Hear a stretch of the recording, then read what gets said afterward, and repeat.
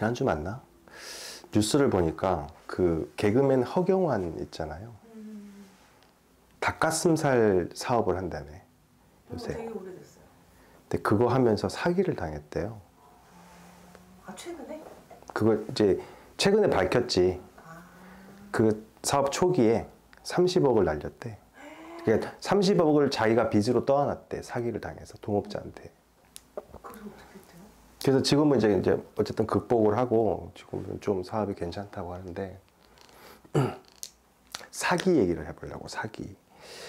올해 유난히도 사기를 당했다는 사람들을 많이 만났어요. 내가 연초부터 이 12월까지 정말 많이 만났는데 이게 되게 어려워요. 사기는 나도 당할 수도 있고 여러분들도 당할 수 있어요. 언제든지 걔네들이 마음 먹으면 다 사기칠 수 있어. 우리나라는 사기 공화국이에요. 알아요?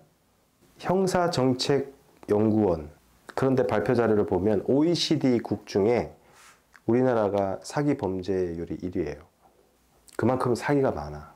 근데 되게 웃기는 거는 사기죄가 되게 어려워.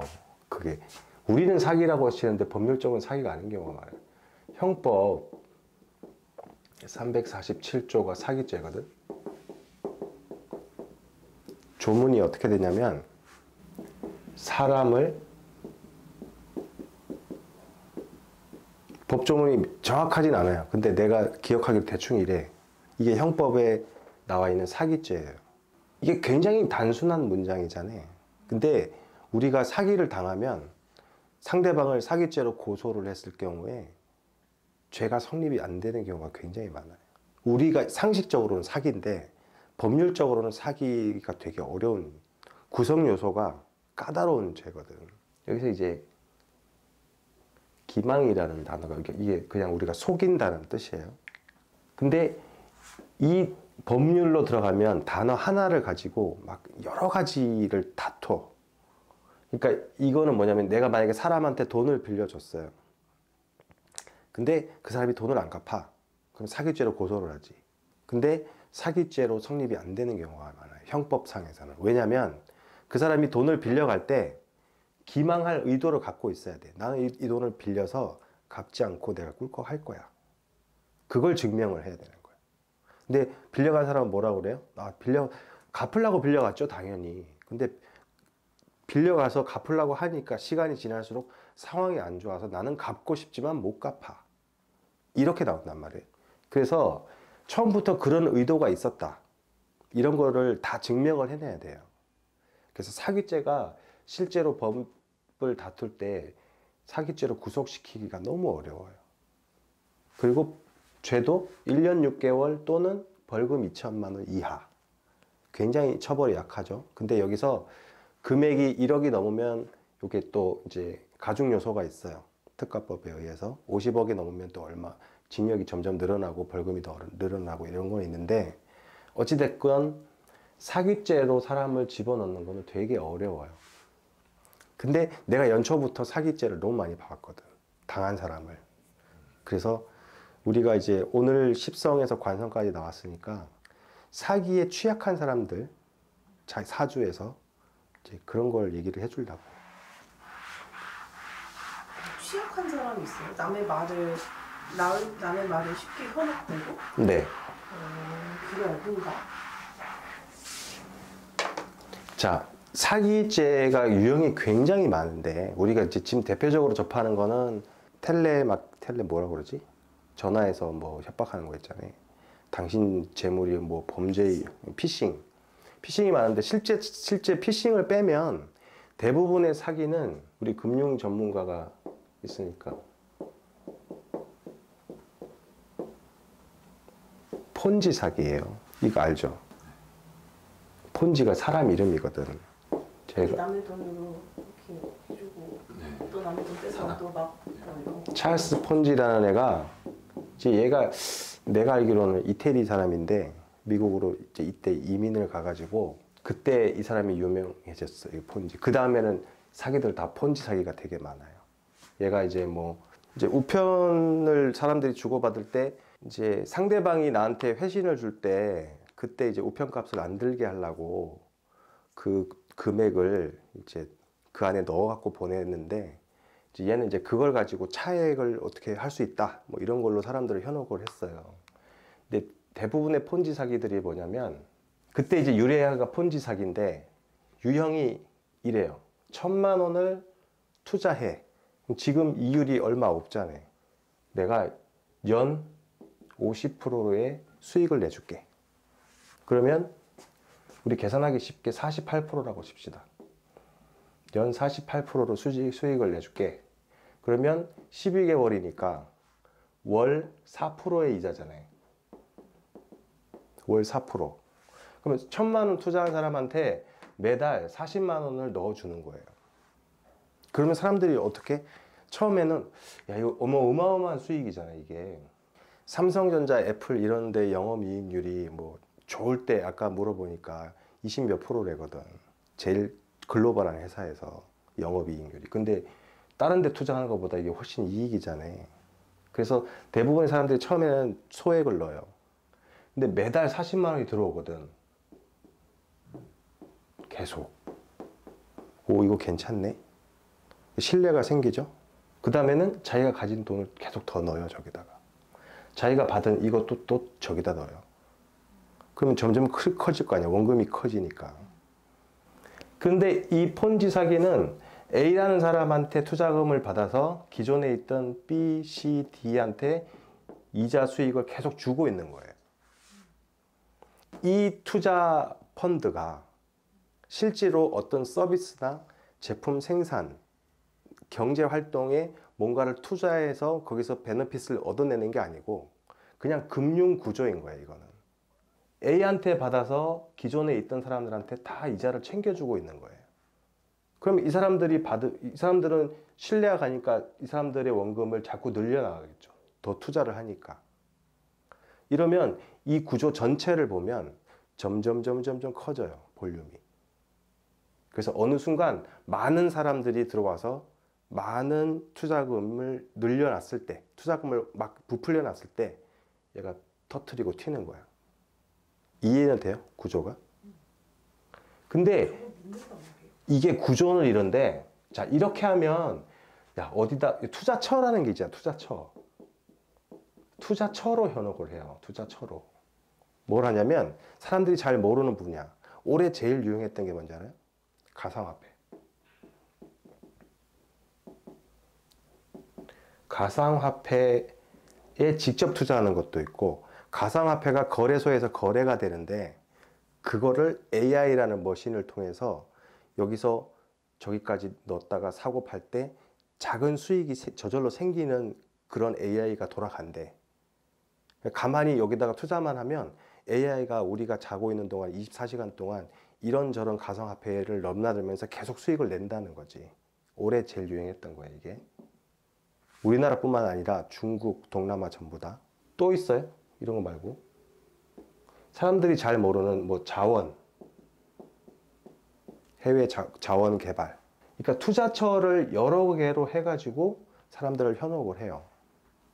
근데 한 달, 두 달, 세 달 겪어보니까 자꾸 꼬박꼬박 들어오니까 신뢰가 쌓이잖아요. 그래서 나중에는 자기가 가진 걸 다 넣고 통장에 들어있는 것도 빼서 넣고 대출까지 받아서 넣어. 왜? 대출이자 10% 내면 10%짜리 대출을 받으면 나는 48%의 이익을 보니까 여기서 갭이 38%가 생기잖아요. 그래서 있는 돈 없는 돈 다 끌어다 넣어요. 근데 이게 어느 정도 커지면 얘가 튀거든. 근데 아까 말했지, 사기죄는 잡아넣기가 굉장히 어려워요. 굉장히 어렵고 잡아도 자기 돈을 못 찾아요. 이런 케이스에는 대부분이 그래요. 그런데 우리 이제 명리 공부하는 사람들이니까 우리는 사기를 당하면 안 되잖아요. 십성론으로 봤을 때 사기를 어떤 사람들이 사기에 취약하냐면, 우리 오늘 관성했었죠. 관성이 약하거나 없거나 이런 사람들.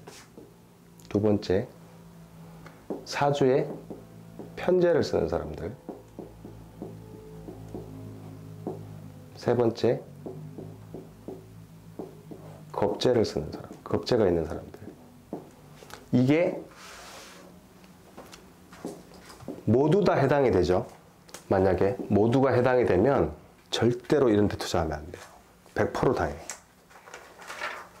그런 투자한다고 이런 사람들이? 현혹돼요.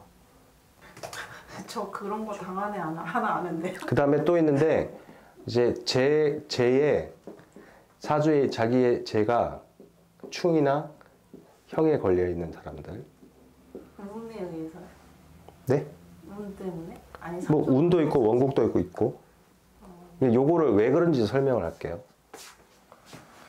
자, 겁재라는 거는 편재라는 건 뭐예요? 우리 지난 시간에 했잖아요. 얘는 욕심이라고, 욕심. 욕심이고 불안정한 재물이잖아.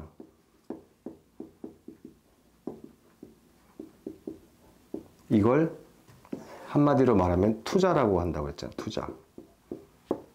편이라는 거 글자 요거 하나 때문에 우리 리스크를 감당한다고 그랬잖아. 근데 겁재라는 거는 재물을 위협하는 기운이죠. 이게 재물을 위협하는 기운. 그래서 얘는 큰 수익 또는 큰 손실의 기운이에요. 그런데 그 중에서도 특히 성격이 캐릭터가 겁재에서 우리 어떤 거였어요? 배려라는 거였잖아요. 배려. 이 배려로 드러나는 사람들이 많이 당해요. 그 다음에 재물, 사주 원국의 재물이 형충에 걸려 있는 사람들. 이건 재물 자체가 아까 수업에서 했듯이 불안정한 모양으로 놓여 있는 거잖아요. 근데 내가 이것 때문에 꺼낸 게 아니라 관성 때문에 꺼낸 거예요. 오늘 수업이 관성이었죠. 자, 관성은 재물로 보면 자, 이렇게 있는데 여기가 재성, 여기가 이제 관성인데 재물의 기운으로 보면 재물의 기운을 설기시켜서 재물의 기운을 뺀다. 이것 때문이 아니에요. 이것 때문에 사기를 당한다는 얘기가 아니고 재물의 입장에서 재물을 가장 위협하는 기운은 뭐냐면 십성에서 뭐예요? 겁재. 그래서 이름이 겁재잖아. 재물을 위협하는 기운이니까. 관성의 역할은 뭐냐면 겁재가 내 재물을 위협할 때 관성은 이 겁재를 그렇게 하지 못하도록 만드는 게 관성이에요. 비유를 하면 이런 거지. 자, 여기 내 재물이 있어요. 관성이 재물을 설계하잖아요. 재물을 빼오면서 동시에 재물의 직접적인 위협의 대상이 되는 겁재를 때려잡잖아요. 관성은. 주제를 재물이라는 걸로 두고 봤을 때 이 얘기는 뭐냐면 비유하자면 이런 거예요. 나는 내 재물을 내가 나한테 소중한 거에 있는데 이걸 지키고 싶어. 근데 약간의 돈을 지출하는 거지. 보험의 역할을 하는 게 관성이에요. 리스크를 분산시키는 게 관성이라고. 겁재가 재물을 위협하는 것을 리스크라고 보면 이 리스크를 동작하지 못하게 하는 게 관성이에요. 다른 비유를 두면 재물이 나한테 아주 중요한 재물이 있는데 이 재물을 지키는 가드에게 보디가드가 될 수도 있고 경비를 하나 세워두는 거예요. 금고 앞에다가 도둑이 못 가져가게. 요 메커니즘이 이해가 돼요? 그래서 사주에서 관성이 약하거나 없는 사람들은 사기를 당할 가능성이 다른 사람들보다 높아요. 요 4개의 요소가 중첩이 되는 게 많을수록 사기를 당할 가능성이 높아요.